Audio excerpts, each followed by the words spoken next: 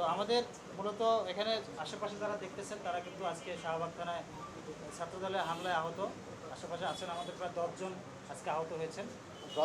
গতকাল বুধবার সন্ধ্যায় বিজয় একাত্তর হলের সামনে মানে আমাদের বিশ্ববিদ্যালয় হলপাড়া এলাকায় আমাদের 3 জন সাংবাদিক ছাত্রদলের কিছু নেতাকর্মী দ্বারা হেনস্থার শিকার হয়েছেন এবং গতকাল মধ্যরাতে ঢাকা বিশ্ববিদ্যালয় ডক্টর মোহাম্মদ শহীদুল্লাহ হলে সেখানেও একটা উত্তেজনাকর পরিস্থিতিতে সংবাদ সংগ্রহ করতে গিয়ে আমরা বাধাগ্রস্তের শিকার হয়েছি এবং সেই মুহূর্তে আমরা 3 জন সাংবাদিক আমরা হেনস্থার শিকার হয়েছি।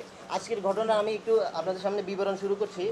আজকের ঘটনা আমরা সন্ধ্যার পর থেকে দেখতে পাই যে ফেসবুকে একটি দাবি ছড়িয়ে পড়ে যে ছাত্র শিবিরের প্যানেল থেকে ডাকসুতে যে নির্বাচন করেছিল আবদুল্লাহ মাহমুদ, তিনি আমাদের বর্তমান প্রধানমন্ত্রী এবং তার কন্যাকে নিয়ে একটি পোস্ট শেয়ার করেছেন, সেটি নিয়ে ফেসবুকে অনেক কথাবার্তা হচ্ছিল। তো একসময় আমরা খবর পাই যে আবদুল্লাহ মাহমুদ তিনি যে তার আইডি থেকে যে পোস্টটি হচ্ছে এরকম যে ফটো ছড়িয়ে পড়েছে সেটির মিথ্যা এই দাবি করে এবং নিজের নিরাপত্তা চেয়ে শাহবাগ থানায় তিনি জিডি করতে গিয়েছেন এবং শাহবাগ থানার বাইরে ছাত্রদলের নেতাকর্মীরা অবস্থান নিয়েছিলেন। এরকম একটা ঘটনা জানার পরে আমরা সভাপতি সাংবাদিকরা আমরা সেখানে গিয়েছিলাম।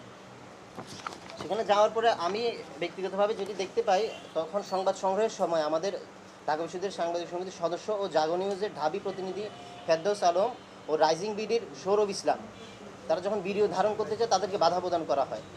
একজন তাদের সিনিয়র ভাই হিসেবে এবং সাংবাদিক সমিতির সভাপতি হিসেবে আমি কেন ভিডিও ধারণ করতে বাধা প্রদান করা হচ্ছে এই বিষয়ে আমি প্রতিবাদ জানাই।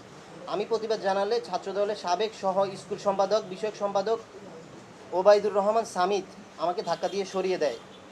তখন আমি নিজেকে সাংবাদিক সমিতির সভাপতি বলে সাংবাদিক সমিতির সভাপতি বলে পরিচয় প্রদান করলে তিনি আমাকে অশ্রাব্য ভাষায় একটি গালি প্রদান করে এবং তিনি সহ তার পিছনে থাকা ছাত্রদলের নেতাকর্মীরা, শুধু ঢাকা বিশ্ববিদ্যালয়ের ছাত্রদল ছিল এমন না, ঢাকা বিশ্ববিদ্যালয়ের বাইরেও অন্যান্য ইউনিটেরও ছাত্রদলের নেতাকর্মীরা ছিল, তারা আমাকে থানার ওই সামনে থেকে থানা এলাকার যে মাঝখানে এলাকায় এদিকে ধাক্কাতে নিয়ে আসে।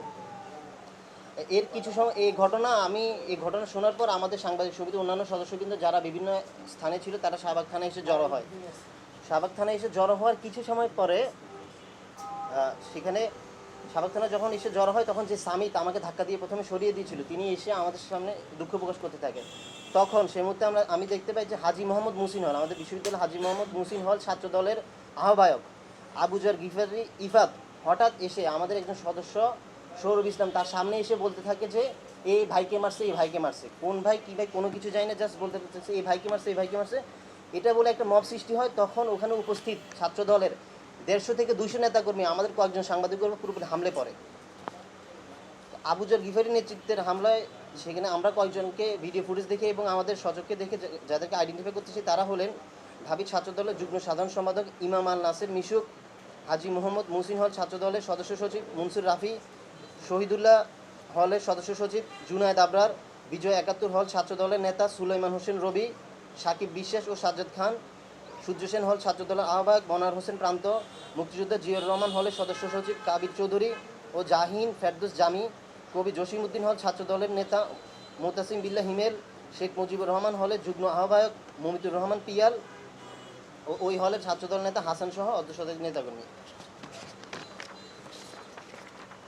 এই ঘটনার পরে আমরা সেখানে ছাত্রদলের সিনিয়র কিছু নেতৃবৃন্দ উপস্থিত ছিল, কিন্তু ঘটনা যেদিকে নিচ্ছিল আমরা যদি সেখানে উপস্থিত করতাম আরও বেশি আমার মনে হতো যে আমরা আরও হামলা শিকার হতাম। তখন আমরা সকলে শাহবাগ থানাতে ত্যাগ করি। তখন এরপরে আমাদের যারা গুরুতর আহত হয়েছেন এখানে ছিল একজন ঢাকা ট্রিবিউনের রিপোর্টার শামসুদ্দৌজা নবাব, আমার সাধারণ সম্পাদক লিটন ইসলাম, আমার পাশে থাকা ছোটো ভাই ঢাকা মেলে সিফাত, এর পাশে থাকা ডেলি অবজারভারের নাইমুর রহমান ইমান, তারা গুরুতর আহত হয়। এর মধ্যে সিফাত ও লিটন হাসপাতালে গিয়ে প্রাথমিক চিকিৎসা শেষে এই আপনাদের সামনে এই সংবাদ সম্মেলনে এসে যোগ দিয়েছেন।